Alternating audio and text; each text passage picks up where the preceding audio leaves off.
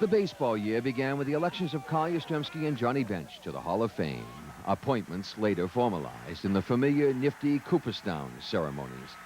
It was a nice moment, one to be savored, for there were not a lot of them in '89. It was not a very good year for baseball.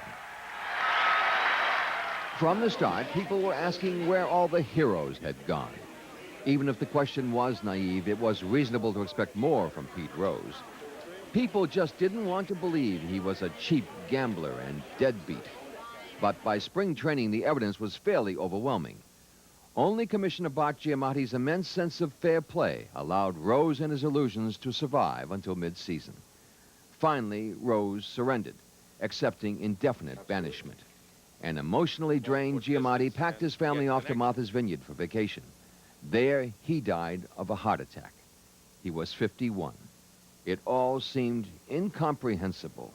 To left field and deep and down he goes back! There were so many jangled notes over the year. Ex-Angels pitcher Donnie Moore, the luckless chap who gave up that unforgettable homer to Dave Henderson in the '86 playoffs, committed suicide. Giants pitcher Dave Dravecky thrilled the nation with his miraculous return from a bout with cancer, only to be quickly felled again in the middle of a game, as if poleaxed.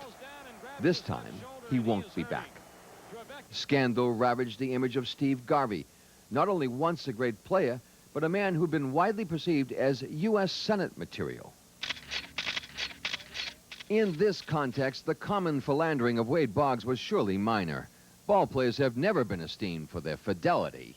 It was the rare combination of Boston's ravenous media and its parochial baseball passions that made his indiscretions seem one of the crimes of the century. To be sure, Boggs foolishly abetted this wacky process. He even confessed his sins to Barbara Walters. It's knowing where Joe was lost.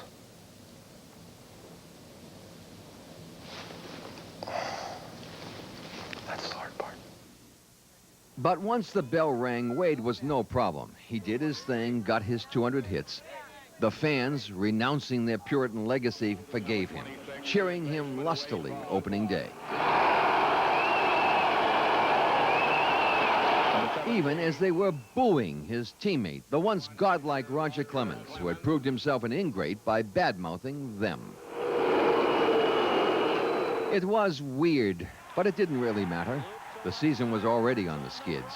Coming out of a confused, disoriented, poorly run spring training, they lost their first 4, and ex-Miracle Man Joe Morgan was already kicking stuff in the dugout. This year has been a little more unattractive than most. I think the tear between players, management, just all the sort of ugliness that's dripped out this season I think it's turned off a few people and made a lot of fans wonder if we're not going back to the grand old days of 1960. When did you know they weren't going to win? Maybe in June, when they blew that 10-0 lead against the Blue Jays. Deep down the right field line, back into the corner, Kutcher. That ball is gone! And yet the quality of the division was so bad, they would have reached first in August had they not one night blown a 6-0 lead to the Orioles. There's a high, long drive to right field. Way back. This is going to tie up the ball game. 2 weeks later, Toronto took them to school, whipping them in every category of play, while also making them look silly. After the sweep, the rest of the year was garbage time, and that sharpened the focus on their terrible morale problems, their surplus of selfish, whining players. You develop a loser complex and a loser attitude, and this team's got it. You know, when the going gets tough, they're on the way to the bus. Bad attitudes unmistakably blighted last season, reducing the manager at times to helpless rage.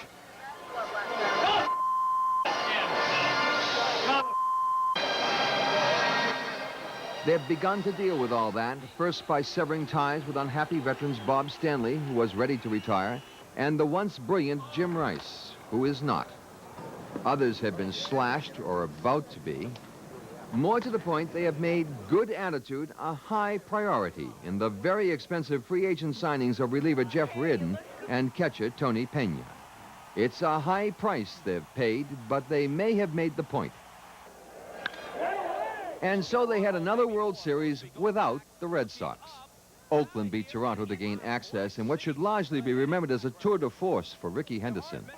Over in the other league, old friend Don Zimmer was being described as a genius for dragging the Cubs into the playoffs.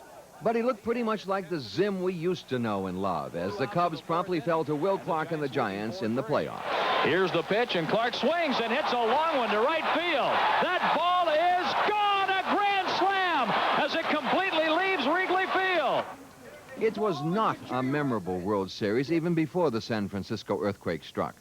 But the quake did allow for the baseball folks to engage in some uncharacteristic attentions to priorities. I don't care. Who cares about a World Series?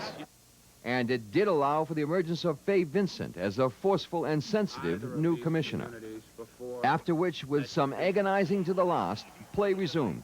And the mighty A's brought the thing to a mercifully swift conclusion. Yes, he's there in time, and the A's are the world champions. They've been playing this game a long, long time, and there's never been a stranger's season. This is Clark Booth reporting.